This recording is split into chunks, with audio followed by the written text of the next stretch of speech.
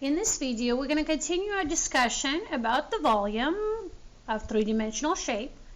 And today's shape is a cylinder. So we have a cylindrical stack of coins is shown below. The dimensions of an individual coin are shown as well. So if we need to find the volume of the whole metal stack of coin, but we have one, how can we use one coin to find all of them? I know you guys thinking all the correct things. If one coin has a height of 1 centimeter, 1, 2, 3, 4, 5, 6, 7, 8, 9, 10 centimeters would be the height of the stack. I just noticed you don't see what I wrote. 10 centimeters. Okay. And the next dimension that we have, it's already nice and obvious right here. It might not be as obvious of a circle, but it is a coin and it has diameter of 4 centimeters. Okay, so we actually do have all of the information to find the volume.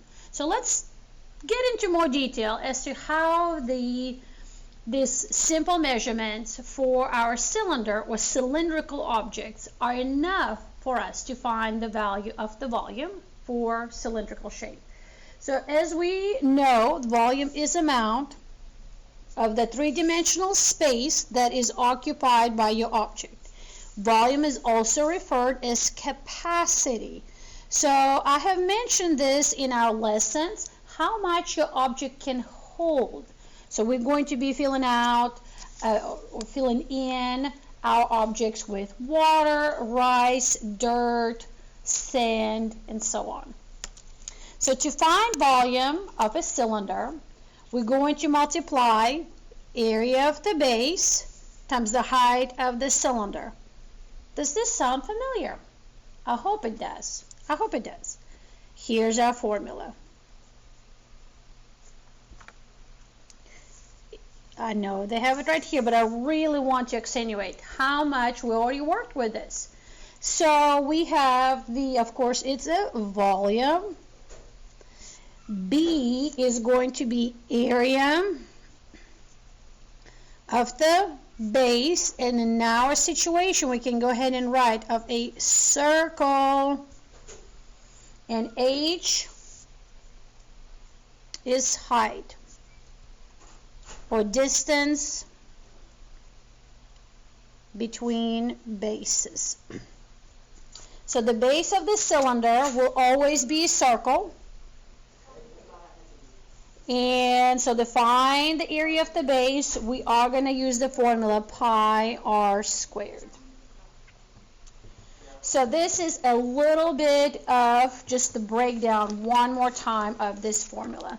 Before we go over our examples, I would like to show you our star chart one more time and just kind of highlight your attention. So this is a cylinder, and this is our familiar formula. So prism or cylinders, they are using the same formula. So one of the things that you can, and I really encourage you to do in your star chart, is to draw your shapes.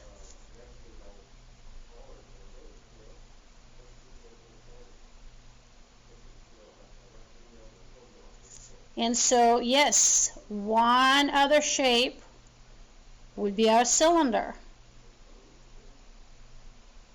Okay, so even though we have the B value in all three situations, they are going to be a little bit different, and that's something that we also can add.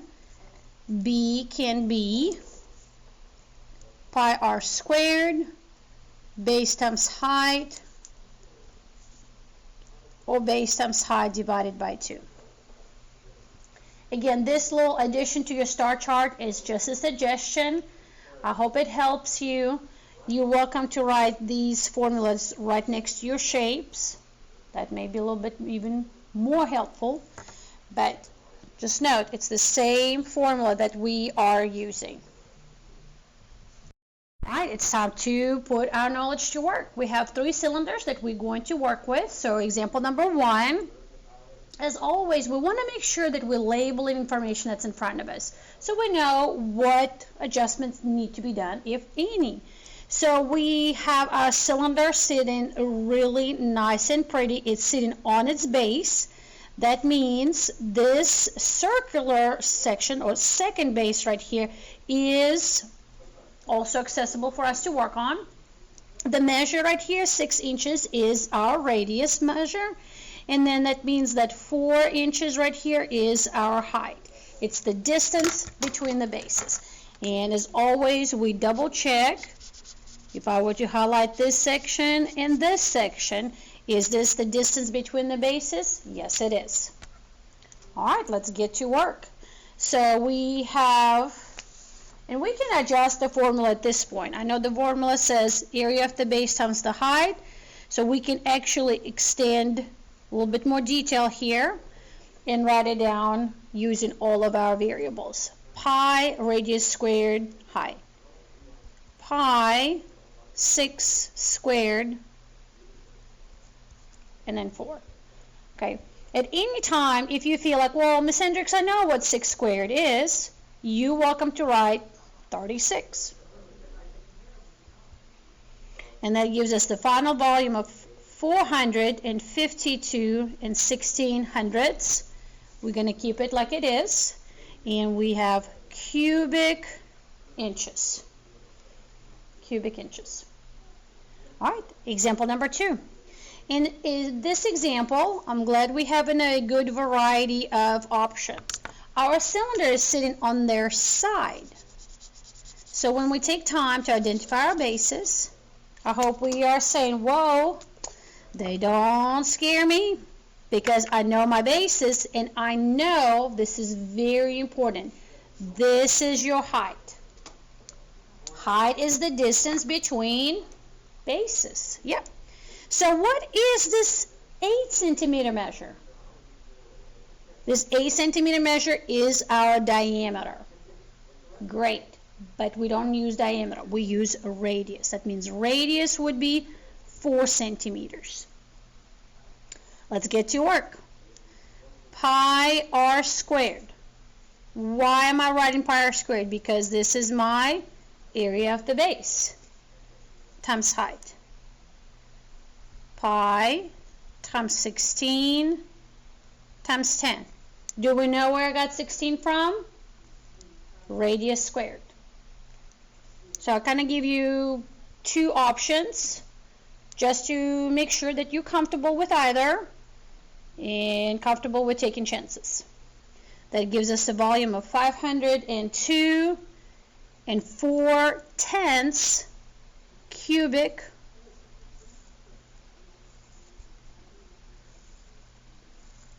inches. Example number 3, we have very short and stocky cylinder, very nicely positioned. So if this is the base and this is the base, we know this is our height. It's the distance between them. So this one, example 3 and example 1, they're positioned really nicely. 10 feet. Is this the measure that we're using? No. This is a diameter. We need to use radius. We need to use radius. So at this point, we're ready. Pi r squared times height.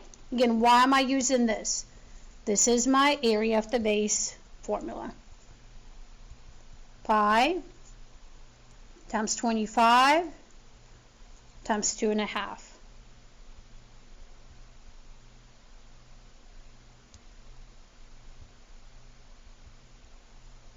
$196 and 25 cubic feet. All right, now you're ready to find the volume of your cylinder, especially if you selected this to be your model for your label, for your product. Please reach out with questions, and if you want for me to take a look at your label prior to submission, I can give you a green light and check it out. So we're going to stop right here. Please click on next volume video. It's going to be volume of cones.